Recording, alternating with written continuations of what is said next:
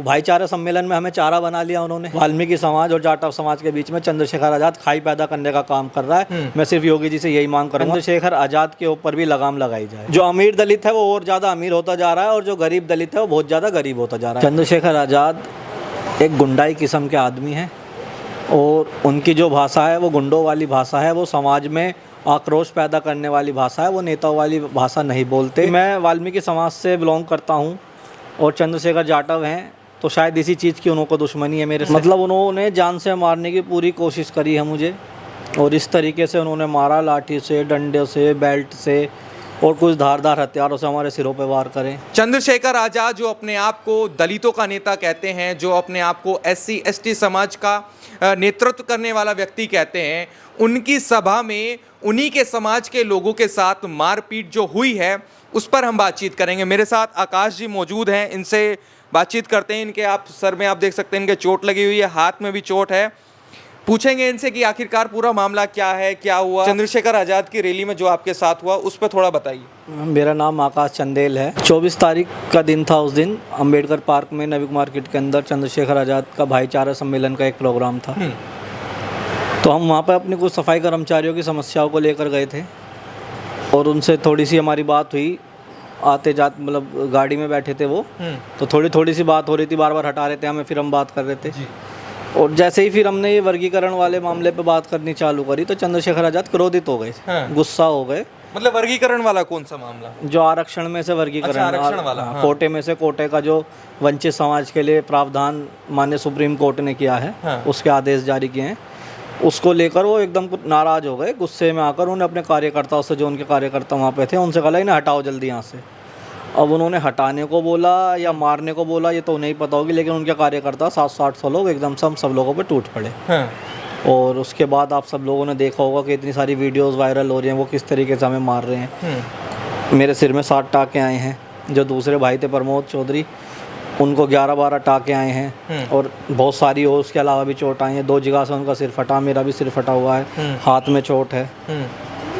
मतलब उन्होंने जान से मारने की पूरी कोशिश करी है मुझे और इस तरीके से उन्होंने मारा, लाठी से, डंडे से, बेल्ट से और कुछ धारदार हथियारों से हमारे सिरों पे वार करें। और मेरे गले में चैन थी, वो चैन भी तोड़ ली। पता नहीं गुंडे थे, उनके कार्यकर्ता थे, कौन लोग थे। इस तरीके से जो उन्होंने व्यवहार करा वो किसी पार्टी के कार्यकर्ता तो नहीं कर सकते जैसा उन्होंने हमारे साथ व्यवहार किया। चंद्रशेखर जो हैं वो नगीना से सांसद है, अपने आप को दलितों का नेता कहते हैं। आप भी उसी समाज से आते हैं, तो आपके साथ मारपीट हुई, अभी तक कुछ आपके पास फोन, कुछ मैसेज, कुछ खबर कुछ आई कि भाई आपके साथ चोट पीट, आपको चोट लगी है, कुछ संदेश आया है चंद्रशेखर की तरफ से?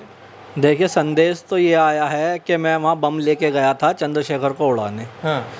संदेश तो वो ये दे रहे हैं कि ये लोग हिंदू रक्षा दल के हैं, ये लोग बीजेपी के हैं, RSS के हैं।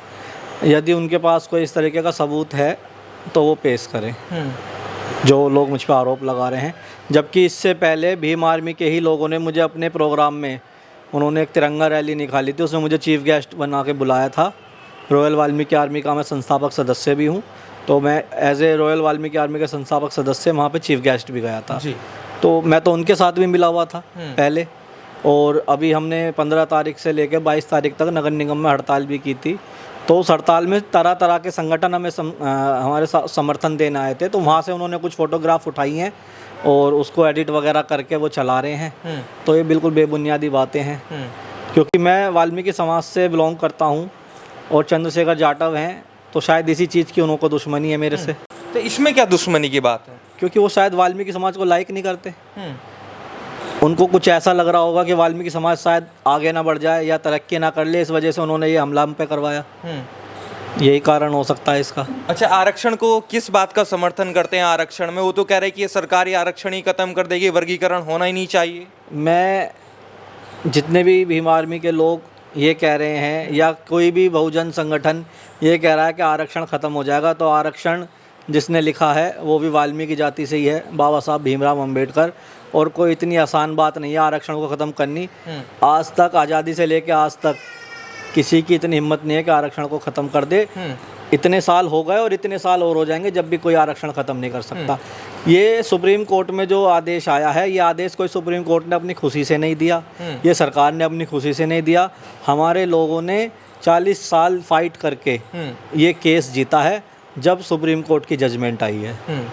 तो ये कोई हमें भीख में नहीं मिला, ये हमारा हक था। वंचित समाज जो इससे अभी तक अनभिज्ञ रह गया था और इसका लाभ नहीं उठा पाया, ये उस वंचित समाज को, डीएससी समाज को सुप्रीम कोर्ट की तरफ से आदेश हुआ है कि राज्य सरकार इसे लागू करे। लेकिन उन लोगों के पेट में दर्द हो रहा है जो पूरी रोटी खुद खाना चाहते हैं। वो तो कहते हैं कि ईंट से ईंट बजा देंगे, सरकार को घुटनों पे ला देंगे अगर आरक्षण को छुआ भी तो। क्योंकि वो इसलिए कह रहे हैं ना, उनके पेट जो वो पूरी रोटी खाते हुए आ रहे हैं, उस रोटी में सब हिस्सेदारी का समय आ गया है। अब वो रोटी आधी उन पे रहेगी, आधी वंचित समाज पे रहेगी, इसलिए उनको पेट में दर्द हो रहा है ज़्यादा। और माननीय सुप्रीम कोर्ट ने जो आदेश दिया है, हम उसका खुले दिल से स्वागत करते हैं और इसको लागू करवाने के लिए भी जो भी हमसे समर्थन दिया जाएगा, जो भी हमसे काम किया जाएगा, वो हम करने के लिए तैयार हैं। दलितों की बात, वंचितों की बात चंद्रशेखर ने पूरे चुनाव में बात करी है कि भाई हम सबके हक की बात करेंगे, अति पिछड़ों की बात करेंगे। आपके सर पे चोट लगी उन्हीं की जनसभा में, लेकिन उसके बाद भी वो पूछने को नहीं आए। देखिए, अगर वो पिछड़ों की बात करते, वंचितों की बात करते, तो इस आरक्षण का विरोध ही नहीं करते। क्योंकि ये आरक्षण बहुजन समाज में से ही जो पिछड़े लोग रहे, जो वंचित रह गए हैं, जिन लोगों को ये लाभ आज तक नहीं मिला, क्या एक ही परिवार के लिए ये आरक्षण बनाया था बाबा साहब भीमराव अम्बेडकर ने? बाबा साहब भीमराव अम्बेडकर ने जब आरक्षण बनाया था, आरक्षण के लिए उन्होंने लिखा था, तो ये लिखा था जो सबसे निचले पायदान का व्यक्ति है उस तक ये सुविधा पहुंचनी चाहिए, जब ये आरक्षण सक्सेसफुल माना जाएगा।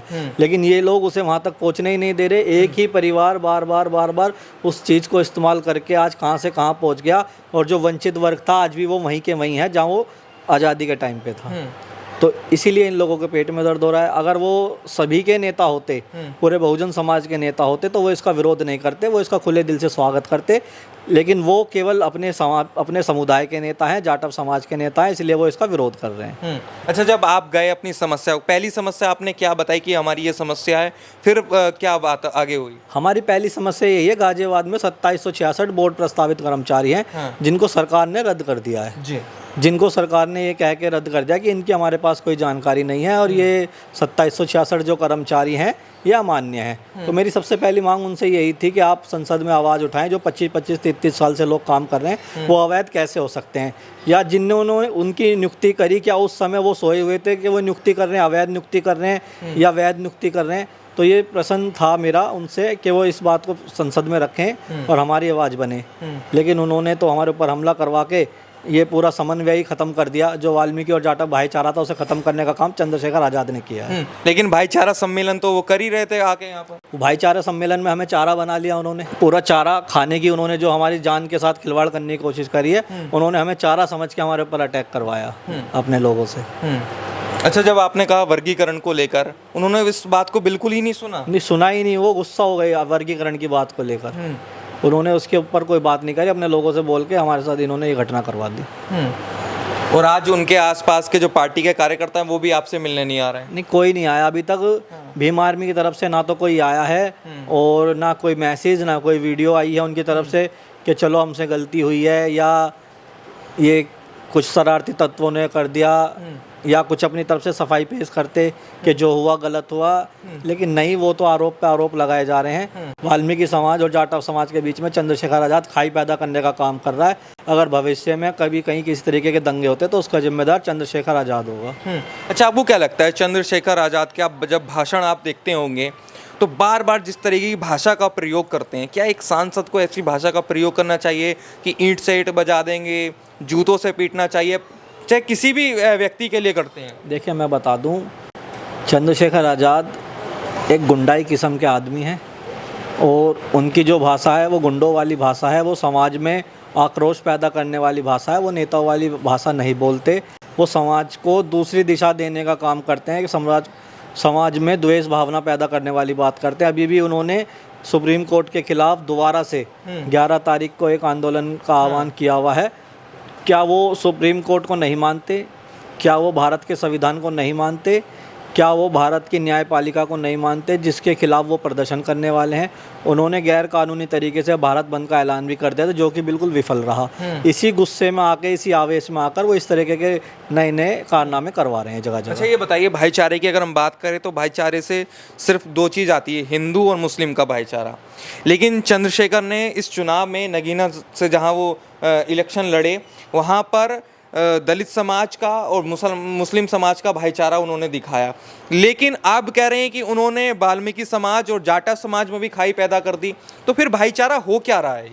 भाईचारा कुछ नहीं हो रहा। चंद्रशेखर चाहते हैं कि जो ये आरक्षण का मुद्दा है, मैं इसे पूरी तरीके से बुना लूं और 2027 में जो इलेक्शन आ रहे हैं, मैं अपने समाज का प्रिय नेता बन जाऊं। प्लानिंग उनकी चल रही है ताकि मैं बहन जी से बड़ा नेता बन जाऊं। लेकिन बहन जी को तो आदर्श मानते हैं, वो बार बार कहते हैं बहन जी हमारी आदर्श हैं, आदर्श नेता हैं। वो जाटवों को अपनी तरफ आकर्षित करने के लिए इस तरीके की हरकतें कर रहे हैं। बंद का ऐलान तो बहन जी ने भी किया था, लेकिन उन्होंने कोई दंगा नहीं करवाया, उन्होंने किसी तरीके की कोई ऐसी घटना को अंजाम नहीं दिवाया। लेकिन चंद्रशेखर बार बार उग्र भाषण देते हैं और बार बार इस तरीके की जो वो स्टेटमेंट देते हैं जिससे समाज में आक्रोश पैदा होता है, वो बहुत ही निंदनीय है और बहुत ही खराब तरीके की व्यक्तियों वाली बात करते हैं वो। अच्छा, आप समर्थन इस बात के लिए कर रहे हैं उस आरक्षण का ताकि आप लोगों को लाभ मिल पाए, क्योंकि एक वर्ग के लोग, मतलब एक परिवार के ही लोग ये आरक्षण खा रहे हैं। आप पॉलिटिशियन की बात कर रहे थे कि भाई कोई एक नेता है, उसके बेटे को ये आरक्षण, किस बात की ज़रूरत है? देखिए, मैं उन सभी लोगों के लिए बोल रहा हूँ जो इस आरक्षण के बल पर आज IAS बन गए, IPS बन गए, मंत्री बन गए, विधायक बन गए, सांसद बन गए, केंद्रीय मंत्री तक रह गए, मुख्यमंत्री भी बन गए। तो अब उन्हें आरक्षण की क्या जरूरत रह गई? अब जो वंचित वर्ग उनका रह गया, जिनकी वो नेतागिरी कर रहे हैं, जिनको वो अपना समाज बताते हैं, अब उन लोगों को उनको आरक्षण देना चाहिए, उनको दिलवाना चाहिए। उन लोगों को तो उल्टा हमारे समर्थन में आकर सुप्रीम कोर्ट से मांग करनी चाहिए थी और भारत सरकार से मांग करनी चाहिए थी कि ये वर्गीकरण जल्द से जल्द लागू करें और वंचित समाज को भी ये सुविधाएं प्राप्त हो, जो सुविधा, क्योंकि अब ऐसा इन्होंने एक समय, मतलब इन लोगों ने एक ऐसे भावना पैदा कर दी है कि अमीर दलित और गरीब दलित। जो अमीर दलित है वो और ज़्यादा अमीर होता जा रहा है और जो गरीब दलित है वो बहुत ज़्यादा गरीब होता जा रहा है। ये वर्गीकरण जो सुप्रीम कोर्ट ने करा है, ये केस हम लोग केस जीते हैं। हमारा DSC समाज ने इसका 40 साल केस लड़ा। ये पहले पंजाब में लागू हुआ, हरियाणा में लागू हुआ, अब उसके बाद उसी आधार पे ये पूरे देश में लागू करने का आदेश माननीय सुप्रीम कोर्ट ने दिया है। ये लोग उसके खिलाफ हैं क्योंकि ये पूरी रोटी अकेले खा रहे थे, अब उस रोटी में से हिस्से इन्हें देने पड़ेंगे, इसलिए ये हमारी खिलाफत कर रहे हैं। आपके साथ जो मारपीट हुई है, यहाँ की सरकार से क्या निवेदन करते हैं, योगी जी से क्या निवेदन करते हैं? क्या आपको आपके जल्दी न्याय मिलना चाहिए? क्या कहना? देखिए, मैं माननीय योगी जी से सिर्फ इतना ही कहना चाहूँगा कि इस मामले की पूरी बारीकी से जांच हो, क्योंकि वो लोग जिस तरीके से रोज़ नए नए आरोप लगा रहे हैं, इस मामले की पूरी बारीकी से जांच हो और दोषियों को सज़ा मिले।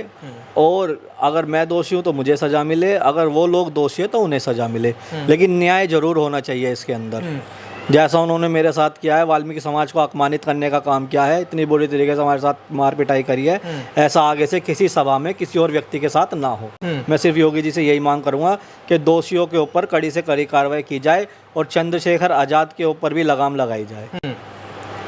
अब देख सकते हैं इनके यहाँ पर चोट है। सर में कितने टाके आपने? 7 टाके आए मेरे से। अच्छा, आपके जो साथी हैं उनके भी सर में चोट लगी है? उनके सर में 2 जगह से उनका सिर फटा हुआ, उनको 11-12 टाके आए हैं। 11-12 टाके आए? हाँ। तो बहुत ज़्यादा चोटें आई हैं। वीडियो आप लोगों ने देखी होंगी, बहुत ज़्यादा वीडियो में मतलब भयावह स्थिति है। लोग उसको देख कर डर रहे हैं कि इस तरीके से वो लोगों को मार रहे हैं। एक ही बंदे को 30-40 लोग बेल्टों से, डंडों से और पता नहीं क्या क्या ईंट पत्थरों से मार रहे हैं। तो बहुत ही दर्दनाक था वो मंजर जो है वो चंद्रशेखर आज़ाद के कहने पे हुआ।